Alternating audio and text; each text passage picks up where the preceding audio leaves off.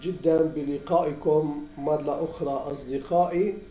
نكمل مع بعض الجزء الثالث من شرح الفكرة التي بدأنا بها، واليوم سوف نقوم بشرح الأسطر البرمجية التي تعيد حساب ربح المادة.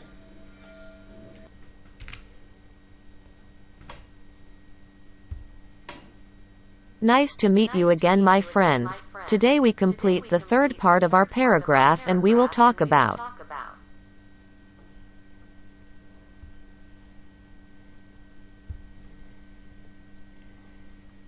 explanation of the lines of code that recalculate the profit of the article.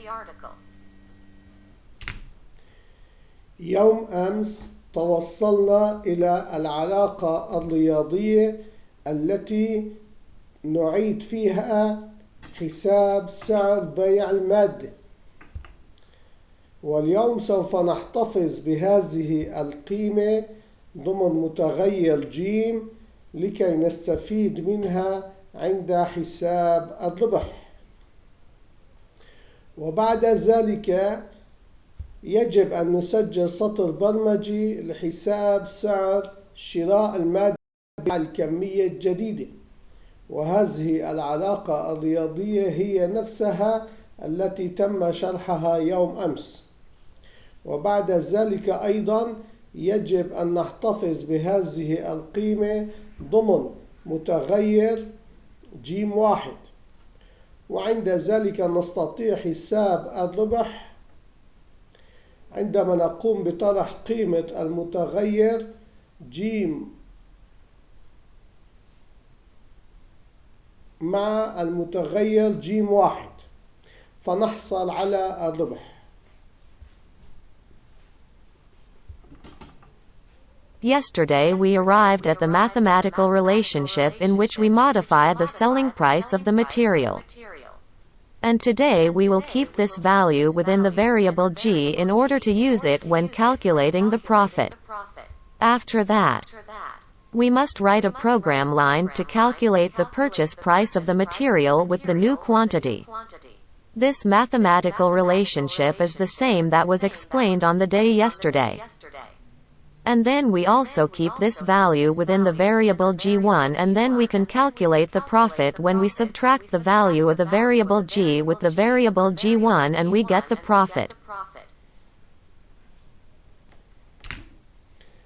تسجيل هذه الأسطر البرمجية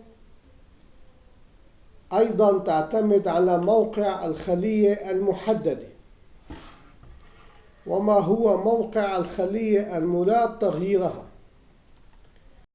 يجب أن ننتقل عدة خطوات باتجاه اليمين أو باتجاه اليسار لكي نغير إحدى الخلايا التي هي موجودة على نفس السطر من الخلية المحددة.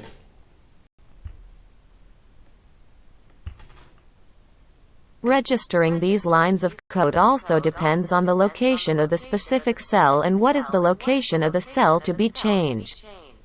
We must move several steps towards the right or towards the left in order to change one of the cells that are on the same line as the specified cell.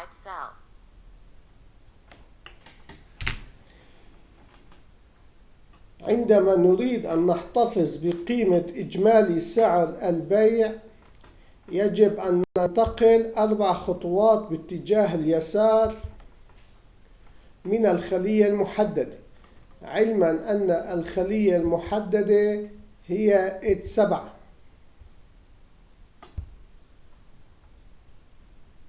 When we want to keep the value of the total selling price, we must move 4 steps to the left from the specified cell, knowing that the specified cell is H7.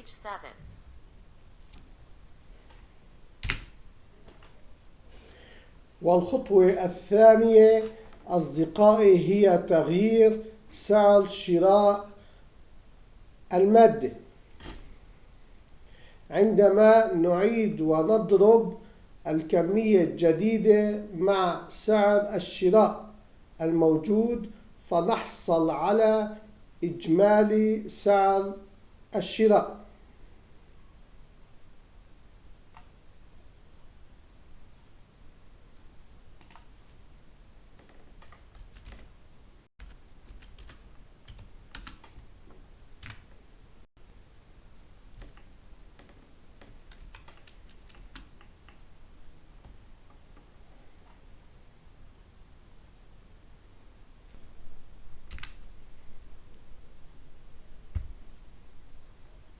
The second step, my friends, is to change the total purchase price of the material.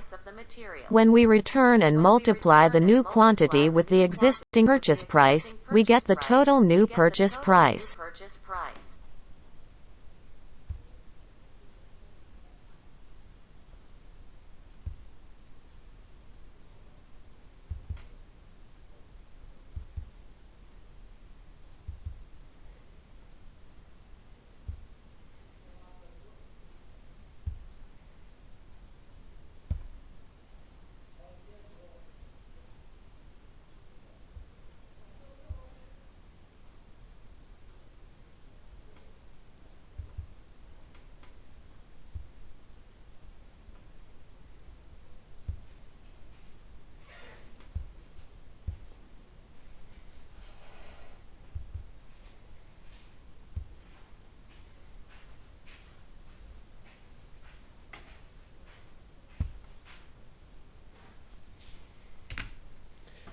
والآن أصدقائي نعطي قيمة إجمالي سعر الشراء للمتغير ج1، وبعد ذلك نقوم بطرح قيمة ج من ج1 ونحصل على الربح، ويتم وضع الناتج في الخلية التي تجاور الخلية المحددة بناقص خطوة. Now my friends, we give the value of the total purchase price for the variable G1. And then we subtract the value of G from G1 and we get the profit, and it is placed in the cell that adjoins the specified cell minus a step.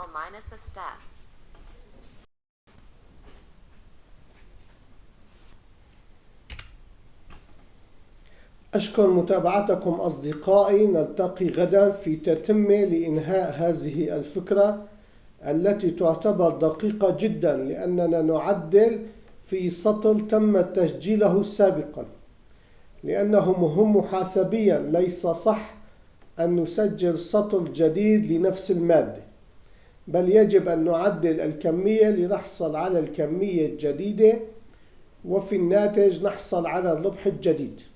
إلى اللقاء غدا.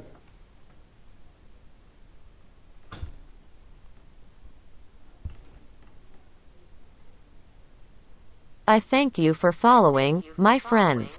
We will meet tomorrow in a sequel to finish this idea, which is very accurate. Because we are adjusting a line that was previously recorded because it is important for accounting. Meet tomorrow.